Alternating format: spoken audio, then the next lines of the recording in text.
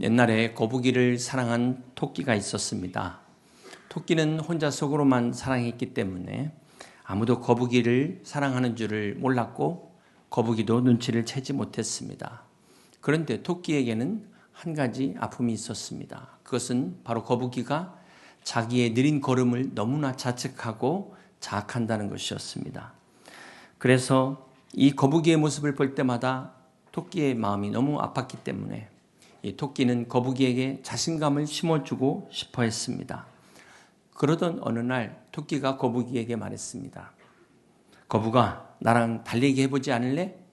그런데 왠지 그날따라 이 거북이에게 뭔가 해볼 수 있다는 투지가 생겼습니다. 그래, 뭐 질 때 지더라도 한번 해보지 뭐. 이렇게 마음을 먹고 드디어 경주가 시작되었습니다. 그런데 순식간에 토끼가 저만치 앞서가기 시작합니다. 그러면서도 토끼는 뒤따라오는 거북이를 생각했습니다. 거북이가 포기하면 어떡하지? 중간쯤 가서 기다려주자.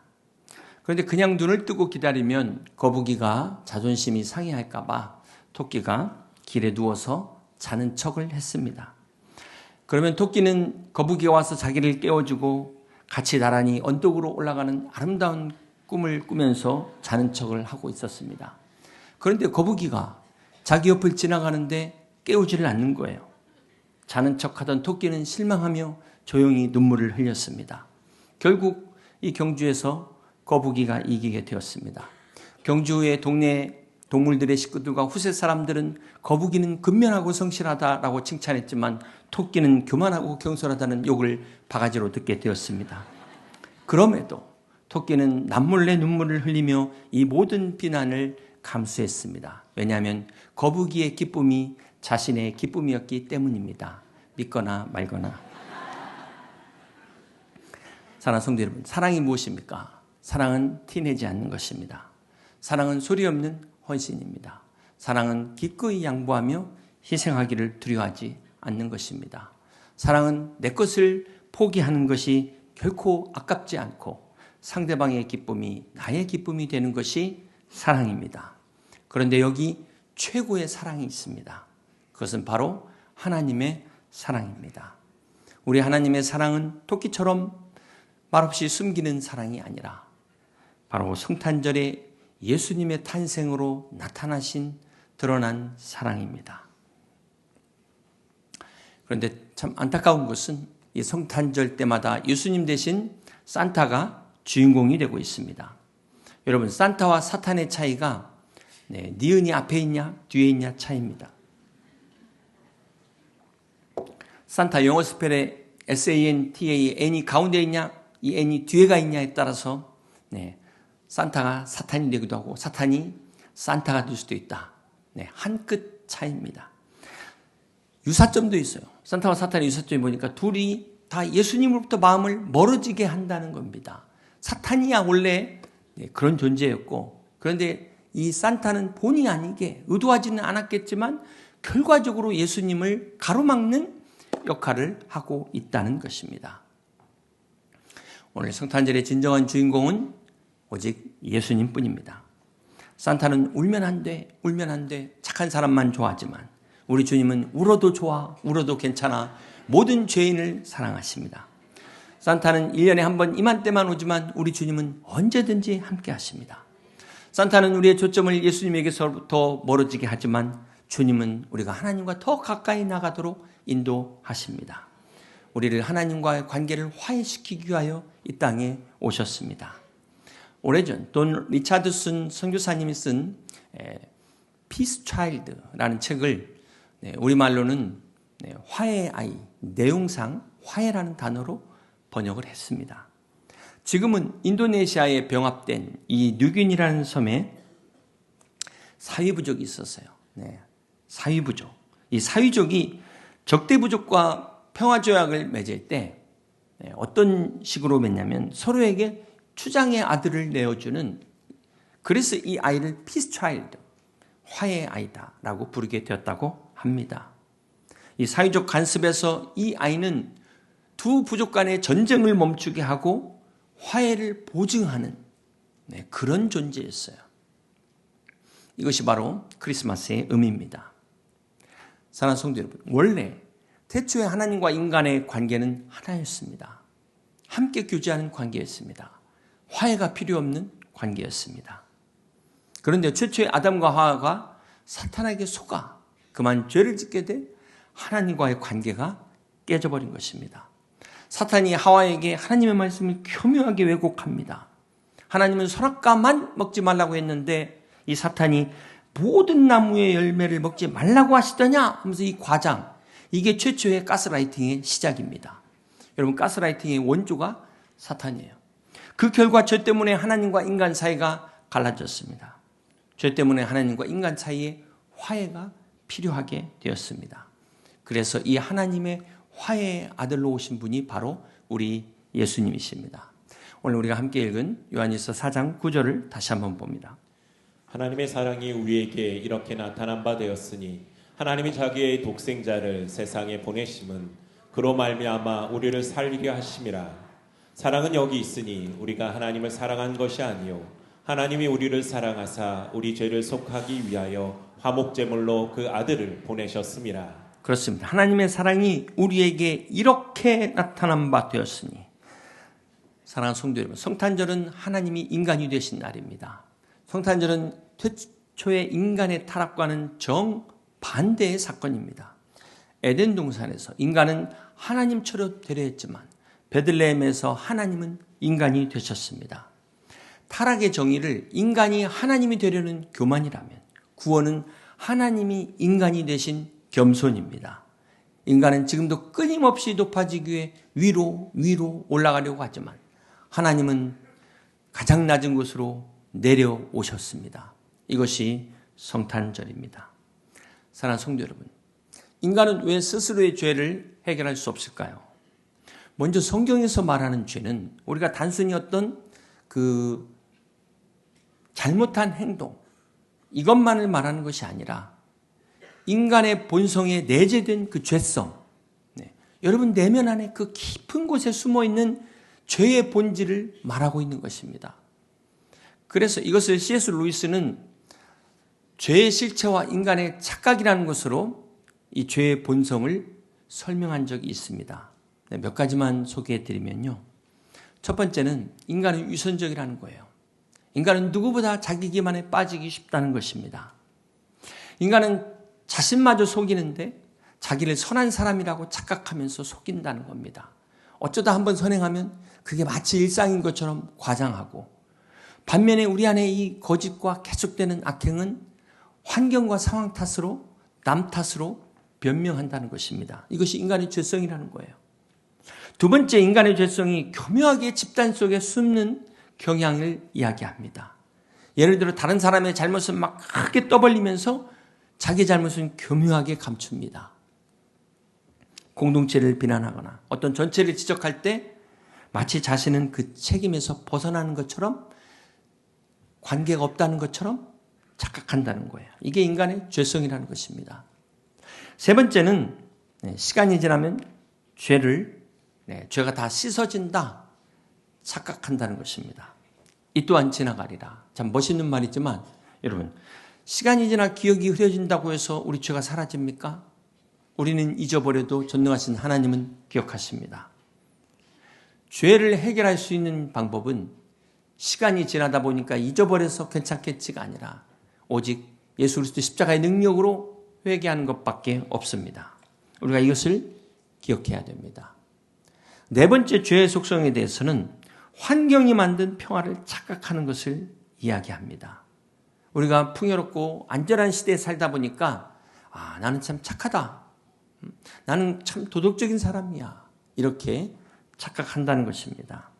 하지만 만약 전쟁이 일어나고 어떤 재난을 닥치고 내가 굶주림을 경험하게 되면 나도 모르는 내가 이럴 줄 몰랐네 하는 우리의 본성이 드러난다는 거예요. 나도 모르는 죄의 본성의 민낯이 언제든 드러날 수 있다는 것입니다. 그러므로 우리가 착각하지 말아야 됩니다. 아직 시험 받지 않은 것을 마치 내가 통과된 것처럼 착각하지 말아야 된다는 것입니다. 아직 내 죄가 드러나지 않은 것을 내가 죄가 없다라고 착각하지 말라는 것입니다. 이것이 C.S. 루이스가 지적한 인간의 죄 본성의 현상 중에 하나입니다. 그러면서 우리는 이걸 컨트롤할 수가 없다는 거예요. 자, 이것이 바로 우리 모두가 죄인이라는 증거입니다. 비록 내가 죄를 짓지 않았어도 내 안에 죄의 본성이 있다는 것을 가르쳐주고 있습니다. 이처럼 죄에 노예된 인간은 스스로 죄를 해결할 수 없습니다. 자, 이것을 11세기 유명한 신학자 안텔무스가 이렇게 비유를 했어요. 이런 이야기를 했습니다. 태초에 아담과 하와의 범죄는 하나님께 대한 범죄다. 가인이 그 최초의 살인자인데 그건 인간 간의 범죄예요. 그러나 아담과 하와의 원죄, 첫 번째 선악과 사건은 하나님께 대한 범죄라는 것을 잊지 마시길 바랍니다. 여기서 핵심은 하나님께 빚을 진 거예요. 사람이 아니라. 그런데 문제는 인간이 그 하나님께 진 빚을 갚을 능력이 없다는 게 문제입니다. 빚을 갚으려면 사실은 이게 채권자와 동등하거나 비슷한 수준에서 이게 빚이 왔다 갔다 하는 건데 피조물인 인간이 어떻게 창조주 하나님과 동등한 위치에서 할 수가 있겠습니까? 그렇다고 하나님께서 그래 괜찮아 그냥 내가 봐줄게 이렇게 넘어갈 수도 없는 게 우리 하나님은 완전하신 분입니다. 거룩하신 분입니다. 공의의 하나님이십니다. 그러므로 죄에 대한 대가가 반드시 치러져야 되는 것입니다. 그래서 여러분 우리가 구원의 필수 조건이 있는 거예요. 필수 조건. 네. 우리의 구원의 문제는 하나님이면서 동시에 인간인 사람만이 우리의 죄를 해결할 수 있는 자격을 갖게 되는 것입니다. 그래서 이처럼 하나님이 인간으로 오셔서 우리의 모든 죄값을 완전히 갚으신 분이 바로 예수 그리스도이십니다. 그래서 이 성탄절이 있는 거예요. 죄로 인해 하나님과 깨어진 관계를 화해시키기 위하여 피스 차일드, 화해의 아이로 예수님께서 오셨습니다. 요한복음 3장 16절입니다. 하나님이 세상을 이처럼 사랑하사 독생자를 주셨으니 이는 그를 믿는 자마다 멸망하지 않고 영생을 얻게 하려 하심이라. 그렇습니다. 누구든지 예수님을 믿는 자마다 하나님과 관계가 회복됩니다. 화해하게 됩니다. 그 결과로 우리에게 영원한 생명이 주어지는 것입니다. 사랑하는 성도 여러분, 이번 성탄절을 통해서 우리와 화해하기 위하여 친히 이 땅에 내려오신 그 주님을 만나는 은혜가 있으시기를 주님의 이름으로 축복합니다. 우리 예수님의 탄생은 이미 성경에 구약에 예언되어 있습니다. 구약의 올드 테스트먼트는 오실 메시아에 대한 예언의 말씀입니다. 우리 이사야서 7장 14절을 같이 한번 보시겠습니다. 그러므로 주께서 친히 징조를 너에게 주실 것이라. 보라 처녀가 잉태하여 아들을 낳을 것이요 그의 이름을 임마누엘이라 하리라. 이 말씀은 예수님이 탄생하시기 700년 전에 이사야 선지자를 통하여 예언하신 말씀입니다. 자, 그런데 여기 보면은 처녀가 잉태하여 라는 말씀이 나와요. 그러지 않아도 믿기 어려운데 왜 굳이 더 믿기 어렵게 처녀가 잉태하여 라는 말씀이 나올까요? 창세기 3장 15절을 같이 한번 보시겠습니다. 내가 너로 여자와 원수가 되게 하고 내 후손도 여자의 후손과 원수가 되게 하리니 여자의 후손은 내 머리를 상하게 할 것이요 너는 그의 발꿈치를 상하게 할 것이니라. 여러분 인류 최초의 이 복음의 선포는 바로 창세기 3장 15절의 이 말씀입니다. 예수님에 대한 메시아의 예언이 700년 전 이사야 선지자뿐만 아니라 이미 창세기의 천지 창조 때부터 예언되고 있다는 사실을 우리가 알 수 있습니다. 우리가 읽은 이 창세기 3장 15절은 사탄을 향한 심판이자 인류에게 주신 구원의 약속입니다. 여기서 주목해야 될 단어가 바로 여자의 후손이에요. 성경에서는 대부분 후손을 이야기할 때 아브라함의 후손, 다윗의 후손, 남자를 통한 후손을 말씀합니다. 그런데 여자의 후손은 뭘까요?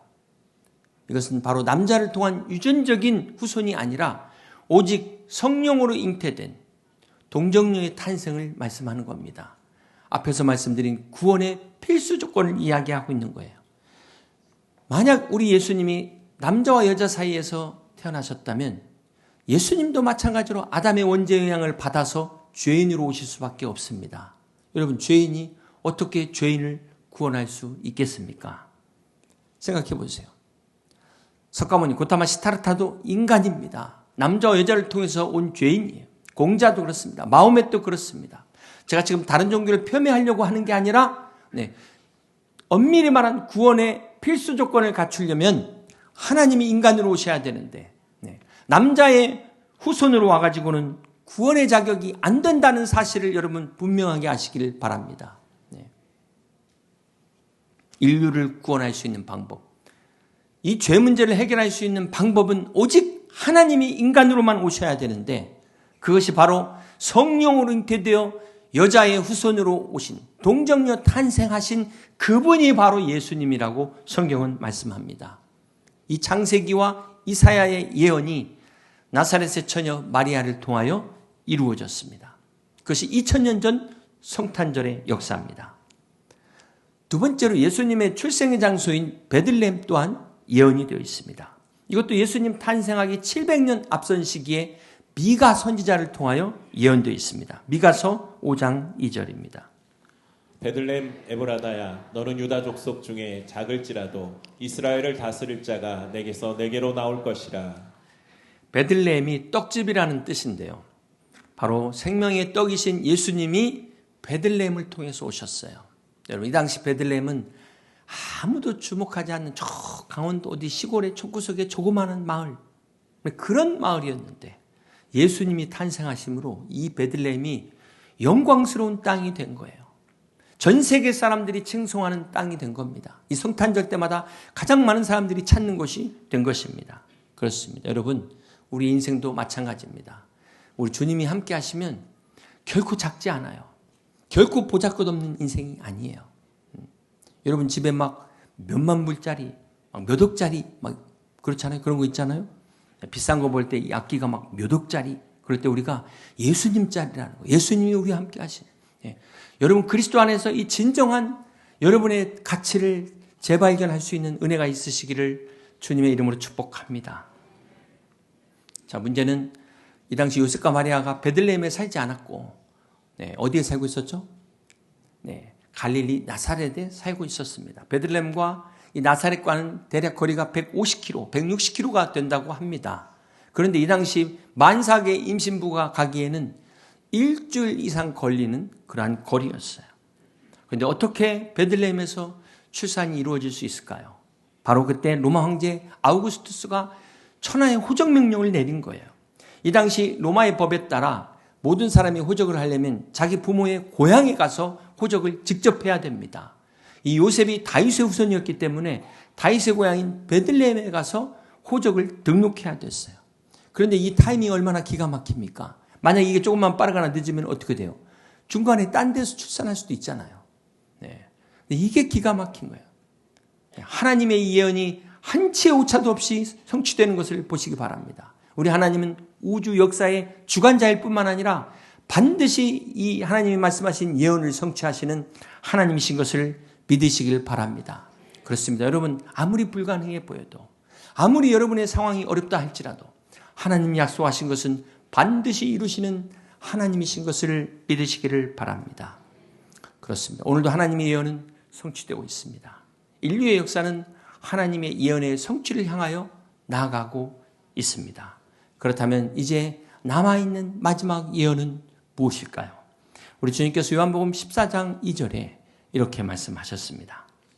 내 아버지 집에 거할 것이 많도다. 그렇지 않으면 너희에게 일렀으리라. 내가 너희를 위하여 처소를 예비하러 가노니 가서 너희를 위하여 거처를 예비하면 내가 다시 와서 너희를 내게로 영접하여 나 있는 곳에 너희도 있게 하리라. 그렇습니다. 주님의 마지막 예언은 다시 오실 재림의 약속입니다. 이 또한 반드시 이루어질 것을 믿으시기를 바랍니다. 주님의 첫 번째 오심이 이렇게 2000년 전 정확히 성취됐다면 두 번째 다시 오실 재림도 반드시 이루어짐을 믿으시기를 바랍니다. 사랑하는 성도 여러분, 성탄절은 2000년 전의 역사적 사건을 기념하는 것이 아닙니다. 다시 오실 주님의 재림을 기다리며 준비하는 것입니다. 주님께서 첫 번째 성탄절에 오셨을 때는 낮고 겸손한 모습으로 오셨지만 이제 두 번째 다시 오실 때는 영광의 왕으로 만유의 주로 오실 것입니다. 첫 번째 주님의 그 성탄절은 구유에 누워 우리를 구원하시기 위해 오셨지만 두 번째 재림 때는 천사장의 호령과 나팔소리 가운데 영광 중에 구름 타고 오실 것입니다. 심판의 주로 오실 것입니다. 첫 번째 성탄은 소수의 목자들과 몇몇의 동방 박사들이 맞이했다면 두 번째 주님의 다시 오심은 저 동편과 서편의 모든 사람들이 온 세상이 목격하는 가운데 주님이 다시 오실 것입니다. 그렇습니다. 우리는 지금 already not yet 주님의 성탄절의 오심과 다시 오실 주님의 약속 가운데 서 있다는 사실을 기억하시기를 바랍니다. 우리 주님은 이미 오셨고 지금도 오고 계시고 장차 다시 오실 하나님이신 것을 믿으시기를 바랍니다. 그렇다면 고대 교부 오리게네스가 이런 말을 했어요. 예수님이 이 땅에 오셨어도 당신의 마음에 오시지 않았다면 그게 과연 무슨 의미가 있는가? 오늘 여러분의 마음에 이 주님이 계시지 않는다면 이 성탄절은 아무런 의미가 없습니다. 나와는 상관이 없는 이야기입니다. 사랑하는 성도 여러분, 성탄절은 예수님이 이 땅에 오신 날을 기념하는 동시에 내 마음에 오신 날, 내가 주님을 영접한 날을 기념하는 것입니다. 역사적으로 2000년에 오신 주님이 나를 구원하셔서 나를 찾아오신 그날이 나의 진정한 성탄절임을 기억하시길 바랍니다. 많은 사람들이 크리스마스 때 이 구유에서 태어나신 아기 예수님을 보고 너무 감상적으로 생각해요. 동화의 어떤 이야기처럼 아름답고 훈훈한 이야기로 생각을 합니다. 성탄절의 아름다운 캐롤과 요즘 캐롤 듣기도 너무 힘든데요. 또 반짝이는 화려한 추리와 같은 축제를 연상합니다. 막 자기들이 더 기분 내려고 해요. 믿지 않는 사람들이 뭐 이 성탄절만큼은 또 분위기를 또 따지는데 여러분 베들레헴에 구해 오신 주님이 그 주님의 심정을 한번 생각해 보세요. 단순히 그냥 낮은 곳에 온 것이 아니라 가장 절망적인 자리에 온 겁니다. 구유가 뭡니까? 구유가 짐승의 여물통이에요. 오죽하면 하나님의 아들이 이 구유에 오실 정도로 이것은 무엇을 의미합니까? 가장 불행한 인생, 가장 절망적인 인생, 소망이 끊어진 그곳에 주님이 찾아오셨다는 것을 말씀하고 있습니다. 사랑하는 성도 여러분, 하나님을 떠난 인생은 아무리 화려해 보여도요, 아무리 높은 자리에 있었어도요, 그 영혼은 지금 저 구유의 여물통에 누워있는 것과 같습니다. 저 더럽고 구차한 마구간에 아무도 찾지 않는 그곳에 바로 누워있는 게 하나님을 떠난 영혼들의 실상이라는 거예요. 그들은 진정한 성탄의 의미를 알지 못하고 있습니다. 그런데 놀라운 것은 주님이 바로 그 구유로 찾아오셨어요. 천상의 영광을 다 포기하고 버리고 우리가 있는 그 낮은 자리까지 내려오셨다는 사실입니다. 여러분 혹 우리 중에 누가 이 최고의 자리를 버리고 내가 한번 내려가 보겠다 그런 생각해 보신 적 있습니까? 여러분이 한번 하나님의 입장에서 생각해 보세요. 여러분은 하나밖에 없는 외아들을 천사들의 경배를 받던 보좌를 떠나 저 낮은 저 더러운 마구간 구유에 누워있는 모습을 볼 때 얼마나 하나님 아버지의 마음이 아프셨겠습니까? 여러분 부모의 입장에서 한번 생각해 보세요. 여러분 하나밖에 없는 독자가 최고의 대학을 졸업했습니다. 훌륭한 직장에 취직했습니다. 남들이 부러워하는 그런 직장을 다니는데 어느 날 갑자기 모든 것을 다 버리고 선교사로 간다는 거예요. 여러분 어떻게 하시겠습니까? 잘했다고 칭찬하시겠습니까? 아니면 뜯어 말기시겠습니까? 왜 네가 가냐? 왜 하필이면 너냐? 다른 방법 없냐? 여러분 그런데 우리 예수님은 이것과도 비교할 수 없는 인간의 죄와 수치와 고통과 절망 때문에 이 낮은 곳에 찾아 내려오셨습니다. 이유는 단 하나, 우리를 사랑하기 때문에 우리를 구원하시기 위하여 십자가를 지시기 위해 주님은 이 땅에 오셨습니다. 이것이 바로 복음입니다. 이것이 성탄절의 의미입니다. 사랑하는 성도 여러분, 하나님의 이 크신 사랑은 그저 단순히 죄를 묵인해주는 변명이 아니라 죄를 끊어내는 능력이라는 사실을 기억하시길 바랍니다. 성탄절의 은혜는 우리로 하여금 죄를 계속 지어도 괜찮다는 면죄부가 아니라 더 이상 그러한 삶을 살지 않도록 죄에서 자유케 하는, 죄로부터 돌이키게 하는 하나님의 능력이라는 사실을 기억하시길 바랍니다. 이런 하나님의 놀라운 사랑을 받은 우리가 이 사랑을 빌미로 죄를 대수롭지 않게 여기는 것은 하나님의 사랑을 모독하는 것입니다. 사랑하는 성도 여러분, 하나님의 사랑은 이처럼 귀한 것입니다. 이처럼 놀라운 것입니다. 변덕스러운 우리 감정에 있는 것이 아니라 진리의 반석 위에 세워져 있는 것입니다. 진정한 사랑의 능력은 내가 참고 이 죄를 참고 이를 악물고 참고 이것이 아니라 하나님이 사랑하시기에 그냥 죄를 멀리하고 싶어지는 거예요. 하나님을 더 가까이 하고 싶어하는 것입니다. 여러분, 율법이 무엇입니까? 율법은 강요하는 것이죠. 외부에서부터 하지 말라고 명령하는 것입니다. 제한하는 것입니다. 그러나 사랑은 무엇입니까? 우리 주님의 사랑은 우리 안에서부터 피어오르는 사랑이에요. 그냥 하고 싶지 않게 만드는 능력입니다. 변합니다. 이것이 성탄절에 보여주신 예수님의 사랑이에요. 이 놀라운 사랑을 누구에게 먼저 보여주셨을까요? 하나님께서 메시아의 탄생의 소식을 누구에게 전하셨습니까? 먼저 동방의 박사들과 저 들에서 양을 치던 목자들에게 제일 먼저 알려주십니다. 여러분, 목자 하니까 저 푸른 초원 위에 그림 같은 집을 짓고 양떼를 모는 목자를 생각하는데 이 당시 목자는 가장 천한 직업이었어요. 우리는 이렇게 주일날 예배드리지만 양 지킨이라고 예배도 제대로 못 드리는 게 목자였습니다. 율법학자들, 바리새인들은 아주 부정한 자들로 멸시했어요. 사람 취급도 안 했습니다. 오죽하면 법정의 증인조차로도 인정받지 못하는 게 목자였습니다. 그런데 이들에게 가장 영광스러운 소식이 들렸어요. 이 복된 구원의 복음의 소식이 이 목자들에게 먼저 전해졌다는 것입니다. 가장 낮은 자리에 오신 이 메시아의 복음이 가장 천한 자들에게 먼저 전해졌다는 것이 우리에게 주는 교훈이 무엇일까요? 사랑하는 성도 여러분, 복음은 모든 사람들에게 선포됩니다. 선포되어야 합니다. 그러나 그렇다고 해서 모든 사람이 다 듣는 게 아니에요. 모든 사람이 다 깨닫는 게 아닙니다. 교만한 사람에게는 결코 들리질 않습니다. 깨닫지 못합니다. 율법학자들이나 바리새인들처럼 자신이 의롭다고 착각하는 사람들은 죽었다 깨나도 깨달을 수가 없는 것이 이 복음입니다. 그러나 들에서 양을 치던 저 겸손한 목자들처럼 은혜를 사모하는 사람들에게는 깨달아지는 역사를 허락하십니다. 그렇습니다.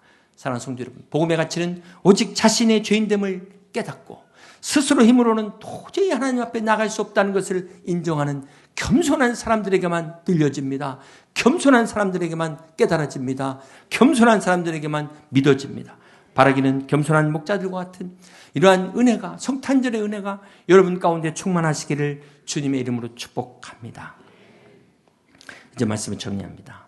사랑하는 성도 여러분, 오늘 여러분은 어떤 마음으로 성탄절을 맞이하고 계십니까? 혹 여러분의 마음이 베들레헴의 구유처럼 그러한 절망 가운데 있지는 않습니까? 혹시 여러분의 삶이 아무도 찾지 않는 마구간 같은 그런 삶은 아니십니까? 혹시 여러분의 영혼이 소망이 끊어진 어둠 속에 방황하고 있지는 않습니까? 그런 분이 한 분이라도 계신다면 그곳에 주님이 찾아오십니다. 그곳에 찾아오신 주님을 만나시기를 주님의 이름으로 축복합니다. 2000년 전 베들레헴 구유에 오셨던 것처럼 오늘도 겸손한 마음을 찾으시는 주님, 우리 마음 가운데 오셔서 이 성탄의 은혜가 넘치시기를 주님의 이름으로 축복합니다. 지금도 성탄절의 이 임마누엘의 은혜로 2000년 전 오신 주님은 오늘 이 순간에도 우리의 마음의 문을 두드리고 계십니다. 이 시간 사랑의 왕으로 그 주님을 우리의 마음에 모실 수 있는 여러분 되시기를 축복합니다. 구유와 같은 여러분의 마음에 그 마음이 영광의 보좌로 변하는 2000년 전 베들레헴에 일어난 기적의 역사가 일어나시기를 주님의 이름으로 축복합니다. 이번 성탄절 사랑의 왕으로 오신 우리 예수님과 함께 이 기쁜 성탄을 맞이하시고 이 기쁜 성탄을 함께 나가 전할 수 있는 여러분 다 되시기를 주님의 이름으로 간절히 축원합니다. 같이 찬양하신 후에 함께 같이 기도하시겠습니다.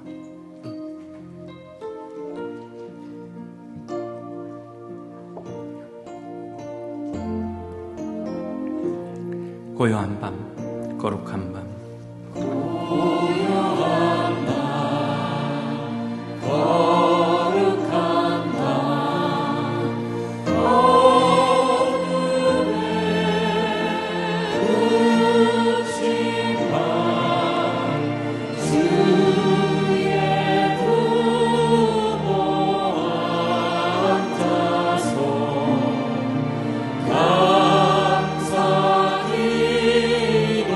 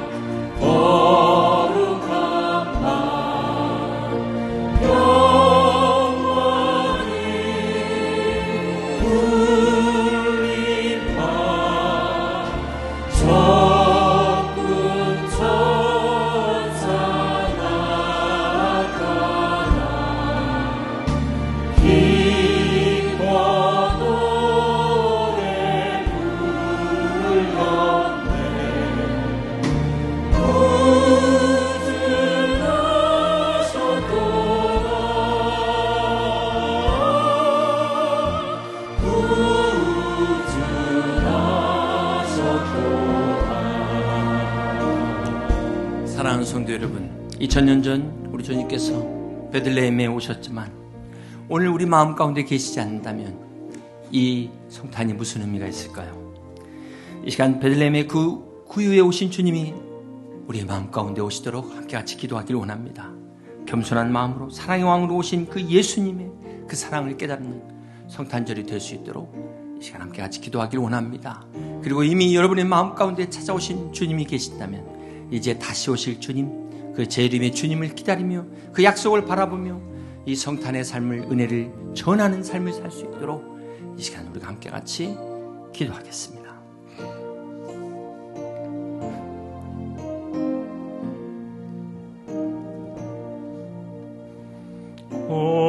고요한 밤, 거룩한 밤, 동방의 박사들 별을 보고 찾아와 울어 경배드렸네. 구주 나셨도다.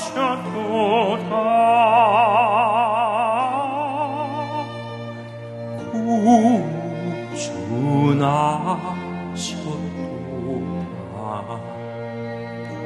다 같이 일어나서